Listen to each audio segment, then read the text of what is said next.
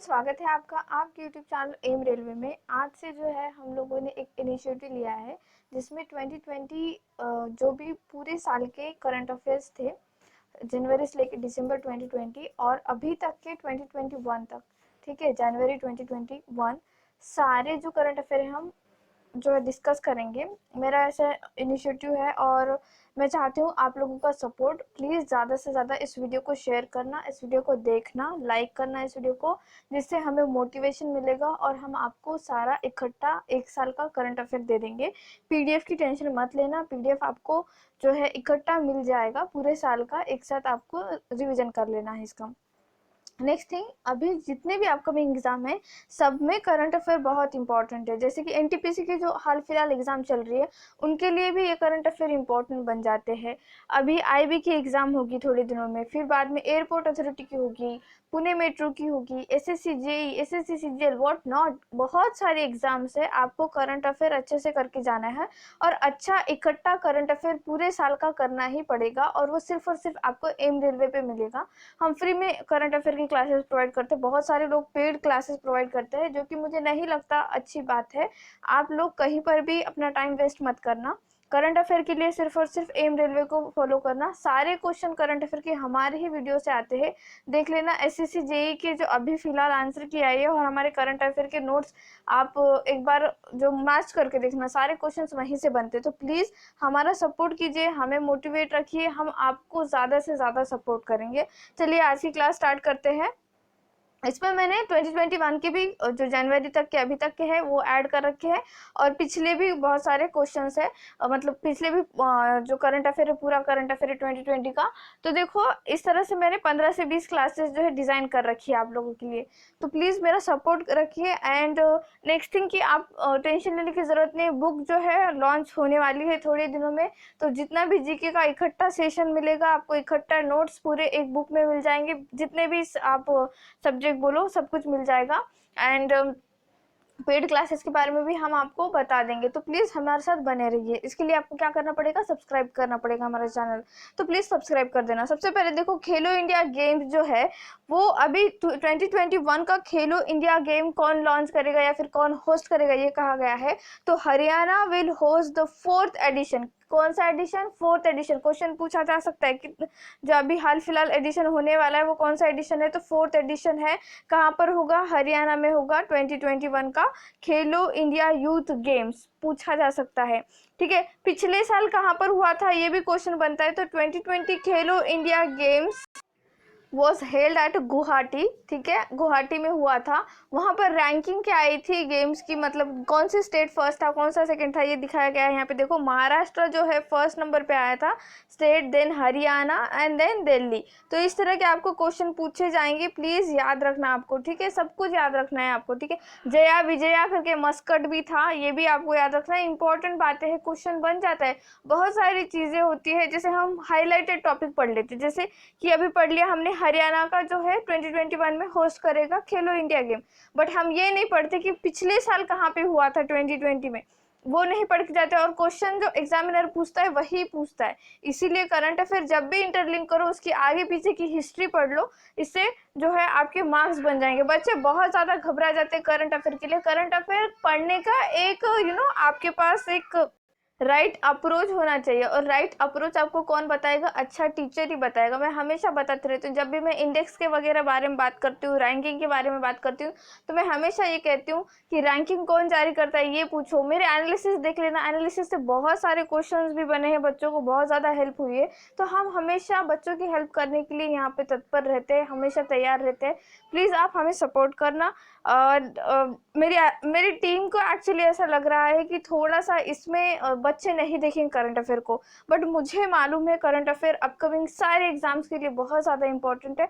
तो आप जितना ज़्यादा देखोगे उतना ही ज़्यादा हमारी टीम को जो है मोटिवेशन मिलेगा।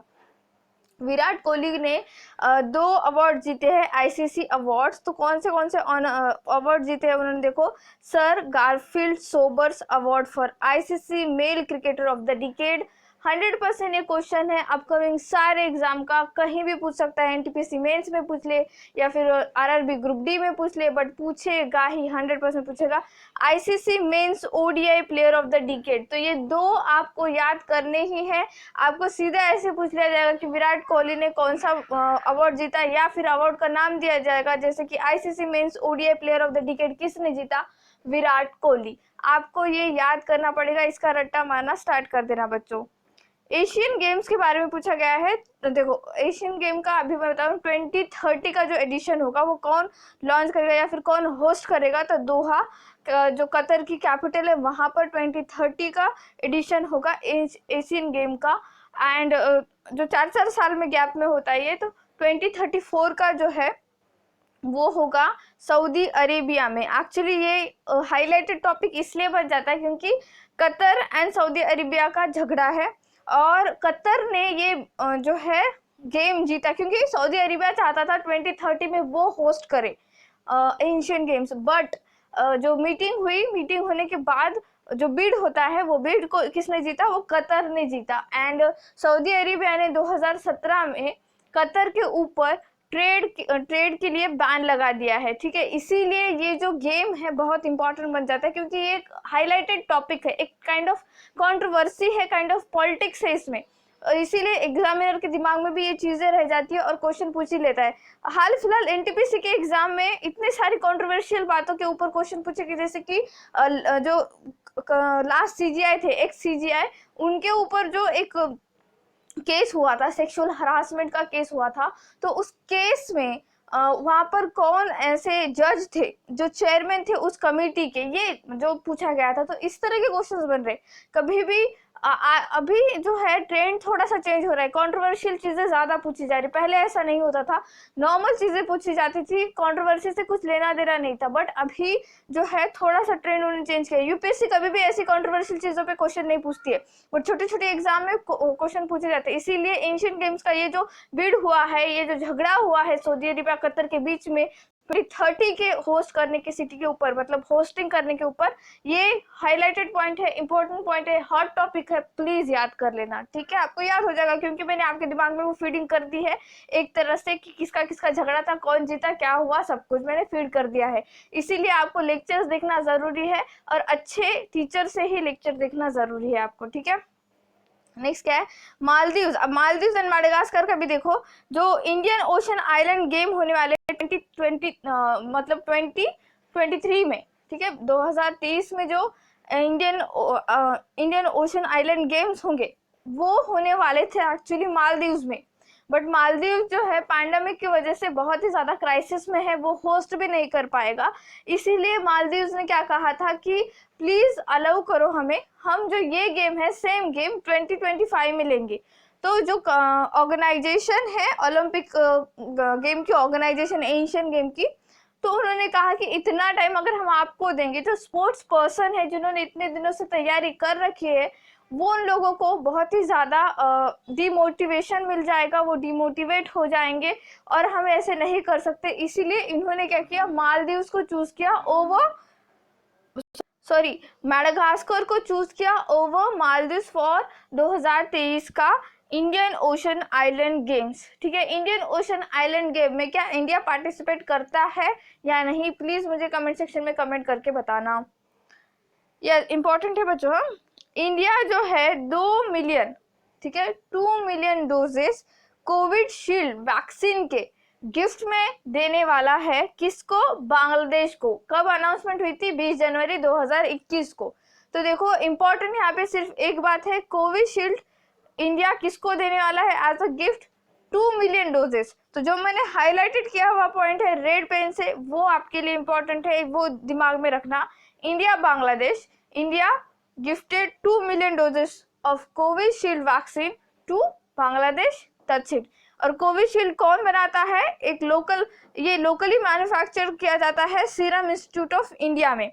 सीरम इंस्टीट्यूट ऑफ इंडिया में जो अभी हाल फिलहाल आग लगी थी, इसीलिए बहुत ज्यादा इंपॉर्टेंट है। और कोविशील्ड के जो क्या कहते हैं उसे, कोविशील्ड के रिजल्ट बहुत अच्छे हैं, इसीलिए कोविशील्ड के बारे में पूछा ही जाएगा। तो प्लीज बच्चों ये याद रखना, सीरम इंस्टीट्यूट बनाता है ये, और ये जो है डिस्ट्रीब्यूट किए जा रहे हैं all over the world, all over the world. हमारे लिए प्राउड का मोमेंट है ये, ठीक है। तो ये क्वेश्चन बनेगा ही बनेगा।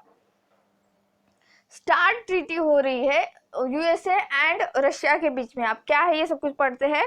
The US president Joe Biden recently propose to extend New START, START क्या होता है, strategic arms reduction treaty by 5 years। Russia has welcome the proposal, ठीक है। तो इस ट्रीटी के अंडर इन जो यूएसए है और रशिया है, अमेरिका और रशिया दोनों भी अपना जो भी nuclear missile, nuclear products, nuclear whatever, nuclear submarine, कुछ भी जो है उसका प्रोडक्शन हाफ कर देंगे। क्या कर देंगे, हाफ कर देंगे। क्योंकि देखो न्यूक्लियर पावर बहुत ही ज़्यादा काइंड ऑफ आप कह सकते हो इम्पॉर्टेंट है सबके लिए। बट अब सारे जो भी डेवलप्ड स्टेट्स है, डेवलप्ड कंट्रीज है, वो न्यूक्लियर पावर छोड़ना चाहते, क्योंकि उन लोगों ने डिजास्टर देख लिया है, ठीक है। डिजास्टर देख लिया, उसके जो साइड इफेक्ट्स है वो देख लिए, इसीलिए जो है न्यूक्लियर प्रोडक्शन कम करना चाहते हैं। बहुत बड़े बड़े जापान में भी कम करना चाहते हैं वो लोग, वो आगे पढ़ेंगे हम जापान के बारे में भी, क्योंकि इसका डिजास्टर बहुत गंदा होता है, ठीक है, बहुत ही ज़्यादा। 1986 में जो रशिया में हुआ था, रशिया का चेरनोबिल डिजास्टर, उसके बारे में कभी पढ़ना। बहुत सारे ऐसे बहुत ही भयानक डिजास्टर है। जापान का डिजास्टर है 2011 का, उसके बारे में कभी पढ़ना, क्वेश्चन बनेंगे। क्योंकि ये जो डिजास्टर के ऊपर हाल फिलहाल ट्रीटी हो रही है, तो पिछले हिस्ट्री निकालेगा एग्जामिनर, इसीलिए आपको जो है ये भी पढ़ना है, ठीक है। तो स्टार्ट ट्रीटी क्या है, स्ट्रैटेजिक आर्म रिडक्शन ट्रीटी, जिसमें न्यूक्लियर प्रोडक्शन हाफ कर देंगे दोनों भी कंट्री, यूएसए भी एंड रशिया भी। अंडोरा जो यूरोप का छोटा सा टाइनी सा देश है, वो अब आईएमएफ को फॉर्मली ज्वाइन कर चुका है। आईएमएफ क्या है, international monetary fund. Andorra actually बहुत ही ज़्यादा, पूरे यूरोपियन यूनियन एक्चुअली बहुत ही ज़्यादा पैंडमिक की वजह से क्राइसिस में है। ग्रीस तो ऑलरेडी बहुत ज़्यादा क्राइसिस में था, अंडोरा भी क्राइसिस में आ चुका है पैंडमिक की वजह से। ये जो यूरोपियन कंट्रीज है टोटली जो है हॉस्पिटैलिटी एंड क्या कहते हैं उसे, टूरिज्म, इस पे ही डिपेंड थे। अब टूरिज्म पूरा का पूरा कोलैप्स हो चुका था 2020 में। कोई का लॉकडाउन की वजह से कोई किसी के घर नहीं जा पा रहा था, दूसरे देश जाना तो बहुत बड़ी बात है। तो इसीलिए ये कंट्रीज पूरी तरह से बर्बाद हो चुकी है, लाइक लिटरली उनके पास पैसे नहीं है, आईएमएफ इनको पैसे प्रोवाइड करता है, ठीक है। तो अभी क्वेश्चन क्या बनेगा कि हाल फिलहाल यूरोप का कौन सा देश जो है, यूरोपियन कंट्री, आईएमएफ का पार्टनर, आईएमएफ का मेंबर बना है, तो अंडोरा है, याद रखना। नेक्स्ट, जो हमारे एस्ट्रोनॉमर है उन्होंने एक मैसिव लाइट स्पॉट की है। देखो, the astronomer have spotted massive hot UV bright star in milky way Galaxy. तो बहुत ही मैसिव स्टार उन्होंने जो है एनकाउंटर किया है with the help of UVIT। UVIT क्या है, ultra violet imaging telescope. Ultra violet imaging telescope 100% ये क्वेश्चन बनेगा, क्योंकि ये जो है प्लेस किया गया था एस्ट्रोसैट पे, एस्ट्रोसैट सैटेलाइट पे। और एस्ट्रोसैट सैटेलाइट क्या है, इंडिया की पहली multi wave length space satellite है। बहुत बार क्वेश्चन क्या पूछा जाता है कि इंडिया की पहली मल्टी वेवलेंथ सैटेलाइट कौन सी है, तो बच्चे क्या करते हैं, आर्यभट्ट आंसर करके आते हैं। दैट इज रॉन्ग है वो, पढ़ लो अच्छे से। क्या कहा है यहाँ पे, पहली मल्टी वेवलेंथ स्पेस सैटेलाइट कौन सी है, वो एस्ट्रोसैट। बहुत बार क्वेश्चन बना है। तो हमारे जो एस्ट्रोनॉमर है उन्होंने क्या एनकाउंटर किया है, एक UV bright star milky wave Galaxy में, ठीक है। तो ये क्वेश्चन 100% बनेगा। ये नहीं बनेगा कि कौन सा स्टार, क्या नाम, कुछ नहीं, बस इतना पूछेगी कि कौन सी सैटेलाइट थी जहां पर ये UVIT प्लेस किया गया था, तो वो है एस्ट्रोसैट सैटेलाइट। या फिर क्वेश्चन ऐसा बन सकता है कि इंडिया का पहला मल्टी वेवलेंथ स्पेस सैटेलाइट क्या है, कौन सा है, क्या नाम है उसका, ऐसे, ठीक है। द लॉन्ग ऑप्स प्रोजेक्ट, देखो ये कोलैबोरेशन है यूनाइटेड किंगडम एंड जापान के बीच में। इस कोलैबोरेशन के अंडर जो है, जो साइंटिस्ट है दो भी देशों के, एक डेवलप करेंगे, एक काइंड ऑफ डेवलपमेंट करेंगे जिसमें न्यू एंड सेफ टेक्नोलॉजी होगी जो डिसमेंटल करेगी ओल्ड न्यूक्लियर फैसिलिटी। जैसे मैंने पहले थोड़ी देर पहले बताया ना कि न्यूक्लियर फैसिलिटी, न्यूक्लियर पावर पे अब सारे देश जो है, डेवलप देश, अपना वो पावर कम करना चाहते हैं, उसका यूज़ ही नहीं करना चाहते, क्योंकि वो बहुत ही ज़्यादा डिजास्टरस होता है। इसीलिए ये जो है डिसमेंटल करने के लिए ओल्ड न्यूक्लियर, तो ओल्ड न्यूक्लियर फैसिलिटी जो फुकुशिमा, जो बहुत ही ज़्यादा 2011 में जो अर्थक्वेक आया था जापान में, वहाँ पर ये फुकुशिमा एक न्यूक्लियर फैसिलिटी थी और वो बहुत ही गंदे तरीके से डिज़ास्टर हुआ वहाँ पर। और उसके जो क्या कहते हैं आप लोग, डिसएडवांटेजेस अभी भी देखने को मिलते हैं। तो काइंड ऑफ थिंग, तो ये लॉन्ग ऑप्स प्रोजेक्ट, ठीक है, किसके किसके बीच में है, तो United kingdom and Japan. Question बनता है, याद रखना है आपको बच्चों, ठीक है। और किस लिए, तो न्यूक्लियर फैसिलिटीज जो है उसको डिसमेंटल करने के लिए, जो ओल्ड न्यूक्लियर फैसिलिटीज है उसको डिसमेंटल करने के लिए। अब क्या क्वेश्चन बन सकता है, अगर इसी को मद्देनजर रखोगे आप, तो एक क्वेश्चन बन सकता है फुकुशिमा कहाँ पर है, तो वो जापान में है। फुकुशिमा डिजास्टर कब हुआ था, 2011 में हुआ था, कहाँ हुआ था, जापान में हुआ था। तो इस तरह के क्वेश्चंस बनते हैं बच्चों। जो हमारी इंडियन आर्मी है कंडक्ट कर रही है large scale joint military exercise कवच, कहाँ पर, तो ये क्वेश्चन बनता है देखो बच्चों, तो Andaman Sea and Bay of Bengal में। कौन सी एक्सरसाइज मिलिट्री कर रही है, नेवल कर रही है या फिर एयरफोर्स, तो ये क्वेश्चन बनते हैं। तो याद रखो, the Indian army is to conduct a large scale joint military exercise Kavach in the Andaman Sea and Bay of Bengal, ठीक है। आज के लिए काफ़ी है इतना। Thank you so much for watching. Please subscribe to my channel, share this video, like this video, and please keep revising. Thank you.